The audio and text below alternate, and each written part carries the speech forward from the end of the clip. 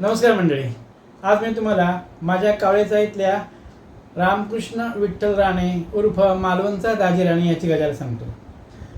गिरणगावातल्या सुकट गल्लीत रेल्वे स्टेशनमधून खाली उतरलात की डावीकडे चालत जायचं. माणसांच्या गर्दीतून चालता चालता रस्त्याच्या दुतर्फा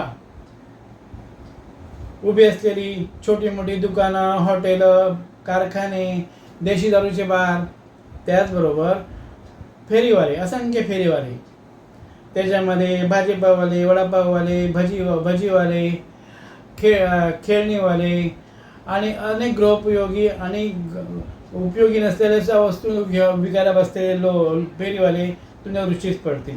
त्यांना न्यायात पुढे जायचं. 7 ते 8 मिनिटं चाललात की तुम्ही कावळेचाळीच्या समोर येतात. कावळेचा मित्रमंडळ आपल्या सहर्ष स्वागत करीत आहे असा त्या चाळीच्या प्रवेशद्वारावरती मोठा बोर्ड लागलेला आहे. भव्य लोखंडी दरवाजा नेहमी बंदच असतो. सणासुदीला विशेष प्रसंगीच तो दरवाजे उघडले जातात. नाही तर एका दुसरा माणूस आतमध्ये घुसेल एवढा छोटा दरवाजा आहे, तो ढकलून पुढे जायचं. त्या चाळीमध्ये दुसऱ्या मजल्यावर आपला मालवणचा दाजी राणे राहतो. संडास आणि बाथरूमपासून 8वी खोली, 10 बाय 10च्या खोलीत दाजी राणे आपले 7 मुलगे, 3 मुलगे आणि आपले बायको तारा यांच्यासह सुखाने राहतो. दाजी राणे आणि त्याची बायको तारा, जिला चाळीमध्ये राणे काकी असंच बोललं जाईल, दोघेही अत्यंत लोकप्रिय, उदंड लोकप्रिय अशी व्यक्तिमत्व. दाजी राणे मोरारजी मिलमध्ये कामाला. सदांकाला 3री पाळी, छल्ली पाळी म्हणजे फर्स्ट शिफ्ट, सेकंड शिफ्ट आणि थर्ड शिफ्ट म्हणजे छल्ली पाळी. रात्री कामावर जायचं, सकाळी घरी यायचं. आज सुद्धा 7-7:30च्या सुमारास 3री पाळी करून दाजी घरी आला. फुटा चहा घेतला म्हणजे कोरा चहा, बिनदुधाचा चहा घेतला. थोडा वेळ बसला आणि झोपी गेला. 10-11च्या सुमारास सुटला. आंघोळ केली, देवाची पूजा केली, आसपासच्या झिलग्याने भेटला, 2-4 खोल्यांमध्ये जाऊन मित्रांशी बोलला आणि खाली उतरला. लाकडी जिने, त्या जिन्यावरून खाली उतरला आणि पटांगणात आला. 4-5 फेऱ्या मारल्या. मारुतीच्या देवळात जाऊन दर्शन घेतला. कावळेचाळीत चौकामध्ये मारुतीचे देऊळ आहे, त्याचं दर्शन घेतलं आणि बालवाडीत गेला. बाई कसं शिकवत आहेत ते बघितलं मुलांना. लहान मुलाने 1-7 नमस्ते असं दाजीला वंदन केलं. दाजी खुश झाला, बाहेर आला. व्यायामशाळेत पोरं व्यायाम करत होती, त्याच्याकडे लक्ष टाकलं आणि वरती आला. तोपर्यंत जेवायची वेळ झाली होती. राणी काकीने आज अगदी माशांचा बेत केला होता. मासे म्हणजे दाजीचा जीव की प्राण. दाजीच्याच कशाला, पूर्ण राणे कुटुंबीय माशांसाठी वेळ पिसळलेलं असतं. आज तर बांगड्यांचा बेत होता. राणी काकीने बांगड्याचं सार केलं होतं आणि थोड्या सुरमईच्या तुकड्या तळल्या होत्या. जवला तोंडाला लावायला ठेवला होता. भात, भाकरी, जवला आणि कांदा, लिंबू, माशाचा सार, सारातला बांगडा, तळलेल्या सुरमईच्या तुकड्या आणि हे सगळं स्टीलच्या ताटात वाढलं. त्या आणि गळू तांब्या पाणी प्यायला ठेवला आणि म्हणाले, मी जरा जाऊन येते घरवाल्यानं, तुम्ही जेवा. दार ओढून राणे काकी निघून गेले. दाजीच्या तोंडाला अगदी पाणी सुटलं होतं आणि पोटाला भूक लागली होती. तो पटकन धोतर सारून बसला, तांब्यावरती हात ठेवला आणि बांगड्यांचा आस्वाद घेऊ लागला. इतक्यात काही जेवताव या शिवाच्या आवाजाने दाजीने मुंडीवरती केली तर शिवा माडे दरवाजा किलकिला करून मुंडी बाहेर काढून विचारत होता, काय जेवताय का? दाजीला राग आला. ही पनमती जेवताच कुठून आली? मग पण रागाने तो बोलला, नाही पेटी वाजवते, जेवतही नाही पेटी वाजवते, दिसतंय ना. काय दाजी, चांगला शान भुरकताव, जेवताव, म्हावरा पडलाय त्याच्यावर ताव मारताव आणि म्हणताव पेटी वाजवताय. डोसक्या बिस्क्या फिसाकला काय? काल जाबराबरोबर भांडण तर नाही झालं ना गिरणीमध्ये? दाजीची मस्करी केली शिवाने, पण दाजी भडकलाच. माझा डोका फिसकला नाही शिवा, तुझा डोसका फिरला. तुका दिसता ना जेवता येता, तुका बघत नाही काय? तुका जेवता तर तू ये, आमच्यात 10-11 हो, आमका जड नाही हो आहे तो बा. आणि हादळ कसो? दाजी तावातावाने बोलला, पण शिवाला ते खूप लागलं. दाजी असं काय बोला नको, मी ऐकतो बा, आणि तुझ्या घरात कशाला जेवायला येऊ? तुम्हाला सोमवार नाही, मंगळवार नाही, शनिवार नाही, जेव्हा बघावा तेव्हा आपला महावराच खाता, वशाड खाता. शिशी अंगा नाही बाबा माहिती. शिवा नागदबीत बोलला, मग माका नाटकं शिकवू नको तुम्ही सोमवारी उपवास करशात, मंगळ उपवास करशात, आणि बुधवारी बकरू आणून लपून लपान छवन खाता. आमका माहीत नाही, सगळे नाटकं माहीतच. दाजी फंकराने म्हणाला. दाजी अशी मस्करी करू नको, मी वारकरी माणूस आहे. आम्हाला गोड केली आवडतात, डाळिंब, सफरचंद, मोसंबी, दूध, शिरा, शिकरण हे आमचं आवडीचं. आम्हाला तुझं काय ते जेवण, तुझा राग येतो तर मी आपला जातो, असं बोलून दाजी दरवाजा बंद करून निघून गेला. दाजी असतच परत जेवणावरती तुटून पडला. 4-2 घास पोटात जात आहेत तोपर्यंत आई मेरे पडले गे असं राणे काकीच्या आवाजाने अख्खी कावळेचा हादरली. जो तो आवाजाच्या दिशेने म्हणजे संडासाच्या दिशेने धावला. बघतात तो काय, महाकाय राणे काकी एखादा वटवृक्ष उन्मळून पडावा तशी संडासच्या दरवाज्यातच आडवी झाली होती. राणे काकीला झालं काय? भूतबाधा झाली, हार्ट अटॅक आला, चक्कर आली की कोणी मारलं, कोणाला काहीच कळेना. आपापल्या परीने जो तो कोण पाणी बसतोय, कोण काकीला वारा घालतोय, कोण गुळ चाटवतोय, जिभेवरती ठेवतोय, कोण उचलायचा प्रयत्न करतोय, असं चाललं होतं. दाजी हातातला घास ताटात तसाच ठेवून पटकन तिथे धावला. तारग्याला पडलेलं बघून त्याचा जीव कालवला. काय गो तारग्या, कसं पडलंस तू? दाजीने तिला जवळ घेत विचारलं. काय करतो घरवाल्यानं, कोणीतरी कैची चाल वगैरे दरवाज्यात टाकली, ते का हाडकान पडलंय मी. राणी काकी कन्नत बोलली. त्याबरोबर त्या सालीकडे त्याचं लक्ष गेलं. दाजी भडकून उठला. कोणात का फटकीचा दुखणा भरला, त्या फटकेचं वाको भरलो, हातपाय तुटली की काय, ते का केळीची साल टाकू रस्त्यात, ते का कथाचं डबोना दिसलो. तीळ पापड जरा त्याच्या अंगाचा आणि बडबडायला लागला. तोंडात अगदी पट्टाच सुरू केला. नको त्या शिवाच्या तोंडून पडायला लागला. आणि लोक ऐकायला लागले. सगळी चाहते ते जमा झाली होती. करायचं काय?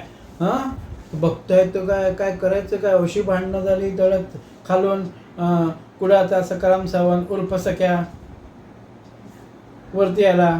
तिसऱ्या राहणारा त्याने वाकून बघितलं. म्हणतो, दाजी कोणा गाळी घालतेस रे? कोणाक म्हणजे काय? ज्यांना साळ टाकली आहे ते का तू टाकलेस का? तो दाजी म्हणतो, नाही बाबा. सख्या म्हणतो, मी नाही बाबा. मग तू निघून थांब. बघ ज्यांना साळ टाकल्या तो कसं वाटण्यासोबत तुटत गाई लागते ना, तेव्हा भांडा कितलो माझ्याबरोबर, त्याची वाट बघतोय मी. पण सख्याला थांबायला वेळ नव्हता, कारण हातात इसवणची पिशवी होती, मासे होते. तो आपला पटकन पिशवी घेऊन वरती गेला, कारण यांचं नेहमीच असं त्याचं म्हणणं. तर सांगायची गोष्ट म्हणजे बराच वेळ दाजी शिव्या घालत होता, पण कोणीच त्याला जोरा दिला नाही, कोणीच त्याला विचारलं झालं नाही, तू शिव्या का घालतोस, कोणाला घालतोस. शेवटी नाराज होऊन कंटाळून कोणीच भानगडीत पडेना. तेव्हा काकीचा हात धरून दाजी घरात आला. घरात आल्यावर राणी काकी जमिनीवरच आडवी झाली. पोराणी आणि पोरीनी कोण कंबर दाबतंय, कोण पाय दाबतंय, कोण डोकं दाबतंय, असं सुरू केलं. मोठ्या चेडवाने तवा गरम केला इस्टोवर, त्याने शेकायला दिला. दाजी काकीच्या समोरच बसला. बाजूला पाण्याचा तवक पडलं होतं, ते जवळ केलं. सुपारीचं कान घेऊन अडकीत त्यानं कातरतोय. आणि त्याने विचारलं काकीला, तारग्या मग एकदा तो भेटा खोय होतो, कळा खोय, नाव जरी कळलं तरी चालत, कोणी ती साल टाकली असं कुठलं ना घावऱ्या, काही विचारू नको. काय सांगावं तुमका, तुमच्या समोर तर उभं होतो आणि तुम्ही माका विचारता कोणी साल टाकली? राणी काकी कन्नत बोलली. काय माझ्या समोर उभं होतो? दाजीने आश्चर्याने विचारलं. होय तर तुमच्या समोर उभं होतो. नाव तर सांग त्याचा. कोणतो?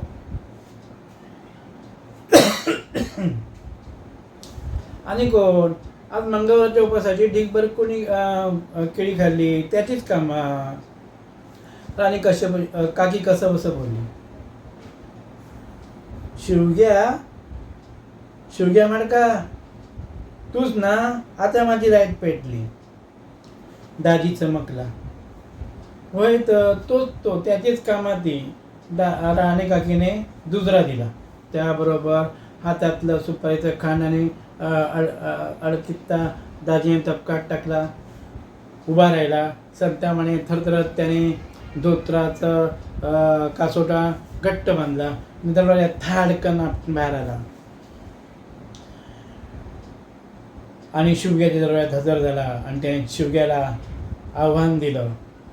शिवग्या बाहेर पड. शिवा माडे नुकताच फळा टोपून गोक्षी घेण्याच्या बेतात होता. पण दाजीची हे आरोळे ऐकून त्याला आश्चर्य वाटलं. त्याने दरवाजा जरासा उघडला आणि बसलं विचारलं, दाजी काय झालं? ही काय बोलवायची वेळ आहे का? भेटायची वेळ आहे का? आणि असं बनवतात का?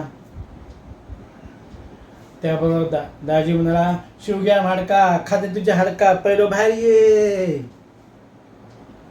त्याबरोबर शिवा हाडकाच्या लक्षात आलं की काहीतरी बिनसलेलं आहे. तो बाहेर आला. दाजी ही काय बोलायची पद्धत आहे का? काय केलं मी? काय केलं? संडासच्या दरवाज्यात केजी साल कोणी तू टाकलंस? तुका डबको नाही दिसलो कचऱ्याचं? काय मी कचऱ्याची साल टाकलंय? मग कोणी टाकली? शिवा म्हणाला, मी नाही टाकली बाबा. मग बाल्या बानकोट्या तूच टाकलंस. तुझ्याशिवाय कोणाचीच काम नाही. आज केळी खांदर तूच असस मंगळवारचं. ना रे बाबा, मी नाही टाकली. शिवग्या मुटको मारीन तुझ्या नाकावर, नाक फोडीन. तुझ्यामुळे माझी बायको पडली. दाजी काय वाटेल ते बोला नको. शिवा सुद्धा पेटून उठला. बानकोट्या बाल्या तुका धडो शिकवतोय मी. दाजी भडकून बोलला. ए मालोनी येड्या. शिवा सुद्धा आता भडकला. मालोनी येड्या कोणाला बोललास? दाजीने दडावून विचारलं. तू ना. शिवाने बिंदकच सांगितलं.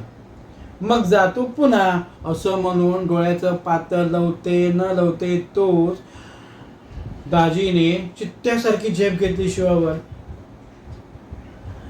पण शिवा माडे कबड्डी खेळणार होता. पटकन खाली बसला आणि त्याची झेप चुकवली आणि शिवाची झेप पडली भिंतीवर. त्याचं टाळकं आपटलं भिंत आणि ठाळकन तो विवळत खाली पडला. त्याबरोबर शिवाने त्याचे दोन्ही पाय पकडून उभा राहिला. दाजीची हालत अशी झाली की खाली डोकं आणि वरती पाय.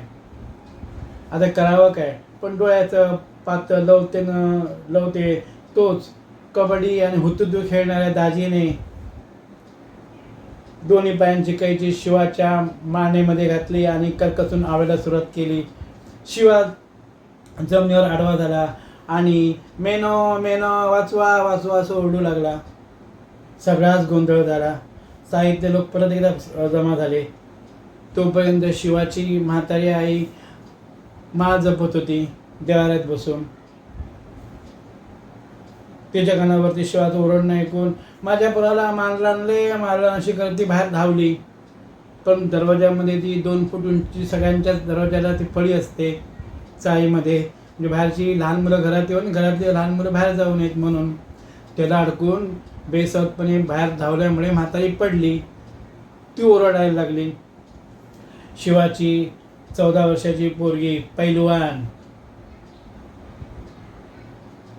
मल्लकाम खेळणारी छपग्या हिच्या लक्षात ते आलं. तिने बघितलं की आपला बाप ओरडतोय. त्याच्या मानेला कैची घातली आहे दाजीने. त्याबरोबर तिने माकडोडे घेऊन रणांगणात हजर झाली. हजर झाली म्हणजे ती दाजीच्या पाठीवर बसली आणि दात तिने दाजीच्या पाठीत खूप असले आणि चावे घेऊ लागली. दाजी अगदी कोंबडीसारखा कोकदू लागला. आतमध्ये राणे काकी होती, तिला हे पाहुण्याला पुरवठाला सगळे बाहेर गेले होते कामानिमित्त. काहीतरी केलं पाहिजे. तिच्या लक्षात आलं तिच्या हातात तो गरम तवाच होता. त्याने ती कंबर शिकत होती. छपक्याचं डोकं फोडावं म्हणून तो सुदर्शन चक्रासारखा तो तवा बाहेर फिरकावला. पण छपक्याने मान खाली वळवली. त्याबरोबर तो जो तवा होता तो सरळ दाजीच्या डोक्यात पडला आणि परत एकदा हल्ला झाल्यामुळे बॉम्ब झाल्यासारखा दाजी ओरडायला लागला, मेलो मेलो मेलो मेलो. काय करावं काय ना, सगळाच गोंधळ उडाला. धरा वाचवा पकडाच्या आरोळ्याने चाळ दुमदुमून गेली. अशा वेळी चाळ कमिटीचे अध्यक्ष, थोर गांधीवादी नेते, अहिंसावर्धक श्री अण्णा वेलणकर पुढे झाले. उंच, शिडशिडीत, गौरवर्णीय टकलू अण्णा खांद्यावरती शाल आणि हातात काठीकर पुढे पुढे आले. समोरचा गोंधळ बघून त्यांचा डोळ्यावर विश्वासच बसेना. पण आपण काहीतरी केलंच पाहिजे या उद्देशाने त्याने आपली कारवाई सुरू केली. स्टॉप, शांतता, त्याने आवाज दिला. त्याबरोबर एवढा गडबड गोंधळ ताबडतोब थांबला आणि अगदी टाचणी पडली तरी आवाज येईल इतकी शांतता पसरली. सोडा. जी कुस्ती चालली होती त्यांनी थांबण्याचा सल्ला दिला. ताबडतोब दाजीने शिवाजी कैची सोडवली. दाजीच्या पाठीवरून छपक्या बाहेर पडली. शिवग्याच्या म्हातारीला कोणतरी उचललं. थोडं शांतता पसरली. सगळेच सावध झाले. शिवग्या मान जोत उभा राहिला. पाठचं दाजी उभा राहिला. तर तारग्याचा तवा पडला तर तो कोणतरी तिला नेऊन दिला. शिवा, ये असा.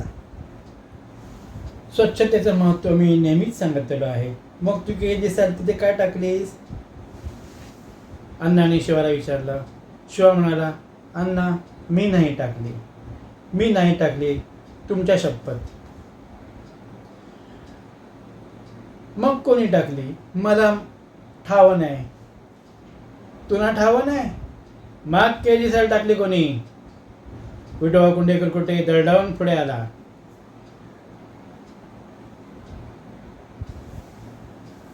मी नाही टाकली विठोबा, तुझी शपथ घेतो. तू सगळ्यांचीच शपथ घ्या आणि सगळ्यांनाच मार. केटी सर तूच टाकलीस? नाही मी नाही टाकली. विष्णुपंत बाळकून ते पुढे आले. तसं नाही, मग टोपलीवर केळी कुठे गेली? ती खाल्लीस ना तू? होय. मग त्याची साला वडाच्या नाक्यावर न टाकलीस की काय? विष्णुपंतांनी दरडावून विचारलं. नाही. मग काय? सांगायला लाज वाटते. शिवा कळवून बोलला. खरं सांग, काय ते नंतर फार मोठं शिक्षा होईल तुला, अण्णा वेलणकरांनी दरडावून सांगितलं. अण्णा भुके पोटी खाल्ली हो. केळी खाल्ली हो, केळी खाल्ली तरी पण भूक आवरा ना. तेव्हा केळीची सालसुद्धा मी खाऊन टाकली.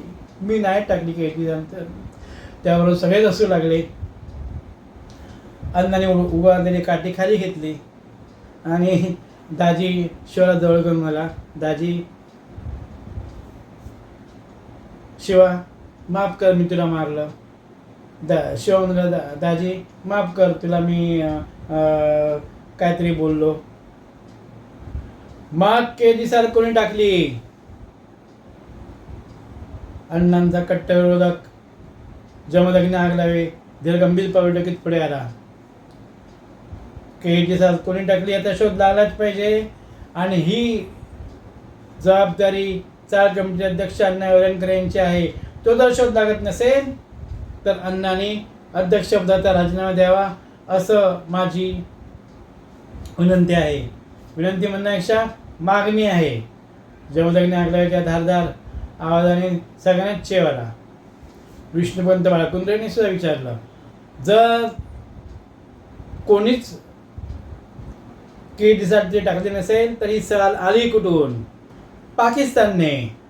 आकाशवाणी व्हावी तसा आवाज घुमला, पण तो आवाज देवाचा नव्हता, यक्षाचा नव्हता की कुणा देवदूताचा नव्हता. तो आवाज होता हनुमंतनाथेचा. कावळेचा आईचा बिनपगारी हरवणारी मोफत पत्रकार पत्रमित्र श्री हनुमंत नात्रे याचा होता. हनुमंत नात्रे घामाघूम जिना चढून धावत धावत हनुमंतासारखा गर्दी करून अण्णांच्यासमोर उभा राहिला. हो, यांना ही साल पाकिस्तानने ठेवली आहे. काय पाकिस्तानने साल ठेवली? अण्णा आश्चर्याने म्हणाले. होय, आज काल पाकिस्तान काय करत आहे माहीत आहे का? काय करत आहे? सगळेच जण म्हणाले. पाकिस्तान आपल्यामध्ये भांडणं लावीत म्हणून अशा प्रकारचे अनेक गोष्टी करतात. त्यापैकीच एक साल आपल्या त्यांनी साईड ठेवली आणि बघा आज आपण आपापसात भांडतो.